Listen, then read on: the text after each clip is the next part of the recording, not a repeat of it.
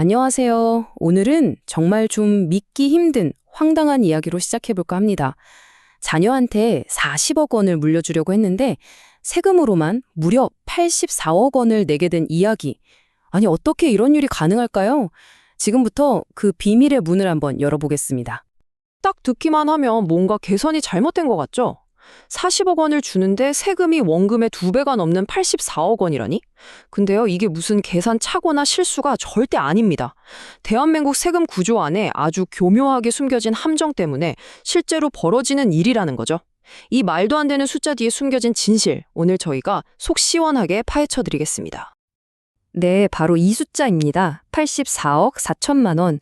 우리가 흔히 아는 일반적인 방법으로 40억 원을 증여할 때 최종적으로 내야 하는 세금 총액이에요. 자, 이 어마어마한 숫자 잠시 머릿속에 꽉 박아두세요. 도대체 이 돈이 어떻게 계산된 건지, 그리고 이게 왜 피할 수 없는 함정인지 곧 알게 되실 겁니다. 그럼 지금부터 그 숨겨진 함정의 실체가 뭔지 본격적으로 한번 뜯어보겠습니다.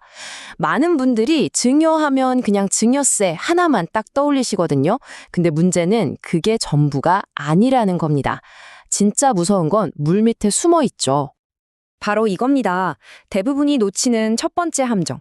자녀에게 줄 40억 원? 이거 그냥 하늘에서 뚝 떨어진 돈이 아니잖아요. 그 돈을 벌기 위해서 이미 어마어마한 소득세를 냈다는 사실. 이걸 다들 깜빡하는 거죠. 결국엔 똑같은 돈을 가지고 소득세 한 번 내고, 증여세 또 내고, 사실상 세금을 2번 내는 구조인 셈입니다. 이 복잡한 세금 구조를 실제 사례를 통해서 보면 훨씬 더 와닿으실 거예요. 저희는 이 분을 편의상 K 회장님이라고 부르겠습니다. K 회장님의 이야기를 통해서 이 세금 문제가 단순한 숫자가 아니라 어떻게 한 가족의 계획을 뒤흔드는 현실이 되는지 보여드릴게요. K 회장님의 목표는 아주 명확하고 어떻게 보면 소박했습니다. 평범한 아버지의 마음이었죠. 두 아들이 이제 자리 잡고 잘 살 수 있도록 강남의 아파트 살 돈 각각 20억 원씩 총 40억 원을 딱 지원해주고 싶으셨던 거예요. 아주 간단하고 당연해 보이는 계획이죠. 하지만 현실은 정말 차가웠습니다. 이 과정을 한번 보세요. 1단계, 아들들한테 줄 돈 40억을 마련하기 위해서 K 회장님은 먼저 114억 원이라는 소득을 만들고 여기서 소득세로 52억 8천만 원을 냈습니다. 그리고 2단계, 그렇게 세금 내고 남은 61억 6천만 원을 아들들에게 주자. 이번엔 아들들이 증여세로 21억 6천만 원을 내야 했어요. 결국 K 회장님이 낸 세금, 아들들이 낸 세금, 이걸 다 합치니까 총 세금이 84억 원을 훌쩍 넘어버린 겁니다. 이 사실을 알게 된 K 회장님의 반응입니다. 아마 지금 이 내용을 보시는 많은 분들 심정도 비슷할 거예요. 아니, 증여세 최고세율이 50%인데 어떻게 실제로 내는 세금이 원금의 2배에 가까워질 수가 있냐고요. 도저히 납득하기 어려우셨던 거죠. 바로 이 절망적인 상황에서 정말 한 줄기 빛 같은 해결책이 등장합니다. 놀랍게도 그 해답은 K 회장님 가족이 운영하는 바로 그 회사 안에 있었습니다. 자기 주식이라는 개념이 어떻게 이 모든 판을 뒤집을 수 있는지 지금부터 그 원리를 살펴보겠습니다. 자기 주식, 줄여서 자사주라고 많이 하죠. 개념은 아주 간단합니다. 회사가 자기 회사 주식을 주주한테서 다시 사들이는 거예요. 여기서 핵심은 돈의 성격을 증여, 그러니까 공짜로 주는 돈에서 주식을 판 대가, 즉 매매로 바꾸는 겁니다. 바로 이 작은 변화가 세율의 마법을 불러옵니다. 바로 이 세율의 차이가 모든 것의 핵심입니다. 현금을 직접 주면 최대 50%에 달하는 높은 증여세 폭탄을 맞지만 자녀들이 가진 회사 주식을 회사에 팔게 되면 양도소득세라는 걸 내게 되거든요.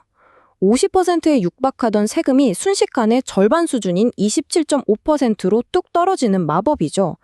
단순히 돈을 주는 방식을 바꿨을 뿐인데 말이에요. 이 표를 한번 보세요. 결과가 정말 믿기지 않을 정도입니다. 왼쪽 직접 증여 방식을 보면 총 세금이 84억 4천만 원이죠. 그런데 오른쪽 자기 주식 방식을 한번 보세요. 세금이 14억 4천만 원으로 확 줄어듭니다. 무려 70억 원이 순식간에 절약된 거예요. 하지만 이게 끝이 아닙니다. 이제 마지막 한 수를 통해서 이 세금마저도 거의 제로에 가깝게 만드는 그야말로 신의 한 수 같은 전략을 공개할 시간입니다. 어떻게 14억 원의 세금을 또다시 이렇게 극적으로 줄일 수 있었을까요? 비결은 바로 사내 근로복지기금이었습니다. 자, 여기서 아주 중요한 절차가 들어가는데요. K 회장님의 회사는 자녀들한테서 40억 원을 사들인 자기 주식을요, 그대로 직원들 복지를 위한 기금에 기부를 합니다. 법적으로 이렇게 기부된 주식가치 40억 원은 전액 회사의 비용, 즉 경비로 인정받아요. 그 결과 회사는 약 12억 원의 법인세를 아끼게 되죠. 바로 이 절감된 법인세 12억 원이 아들들이 냈어야 할 양도소득세 14억 원의 대부분을 상쇄시켜주는 마지막 열쇠였던 겁니다. 그리하여 최종적으로 외부로 나간 실질적인 세금은 믿기 어렵겠지만 딱 2억 6천만 원에 불과했습니다. 아들들이 내야 할 세금에서 회사가 절약한 법인세를 빼고 남은 최종 금액인 거죠. 84억 원이 2억 6천만 원이 된 정말 마법 같은 순간입니다. 이것이 바로 그 결과를 한눈에 보여주는 자료입니다. 원래 내야 했던 세금과 비교하면 무려 97%의 세금을 아낀 셈이죠.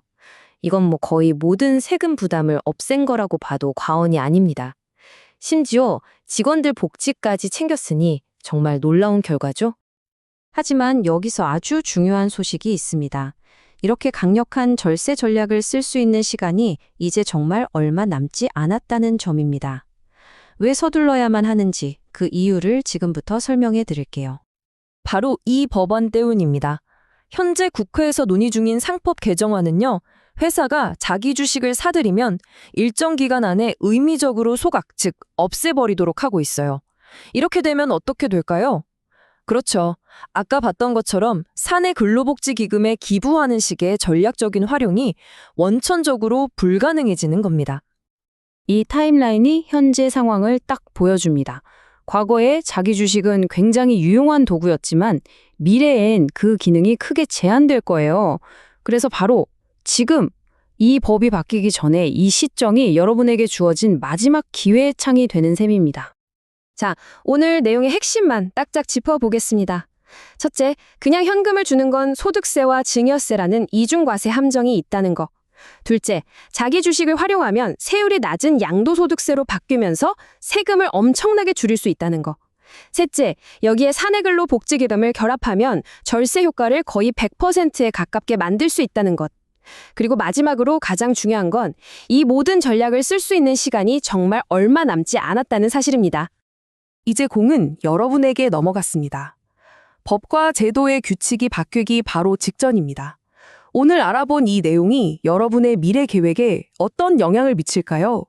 이 변화의 문턱에서 여러분의 소중한 자산을 지킬 전략은 과연 준비되어 있으신가요? 시간은 우리를 기다려주지 않습니다. 오늘 이야기는 여기까지입니다. 경청해 주셔서 감사합니다.